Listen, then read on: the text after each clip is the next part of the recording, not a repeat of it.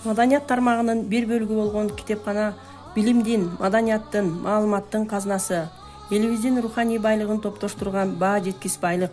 Мына ушул байлыкты сактап, окурмандардын өнүгүп өсүшүнө, ар тараптуу билим алуусуна, мамлекетибиздин экономикасын, маданияттын өркүндөтүүгө өз салымын кошууга көмөктөш болуу менен бирге китепкана кызматкерлери окурмандарга кызмат көрсөтүп келет.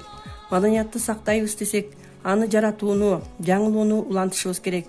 Деп даанышмандар айткандай, маданиятты өнүктүрүү, өстүрүү максатында президентибиздин жарлыгы менен өлкө бюджетинен 670 миллион сомдон ашуун каражат бөлүнгөнү маданият тармагында иштеген кызматкерлердин маанайын жаркыткан жакшы жаңылык болду. 2022 жылдын апрель айында маданият тармагында иштеген кызматкерлердин эмгегин баалап, айлык маянабызды жогорулатып, кубанычыбыз койнубузга батпай кубанган элек. Жыл айланып маданият тармагынын баалуулуктарын, маданий потенциалын сактоого арналган каражат бөлүнгөндүгү бийликке болгон ишенимибизди жогорулатып, маданият тармагынын, анын ичинен китепкана тармагынын гүлдөп өсүшүнө көзүбүз жетип олтурат.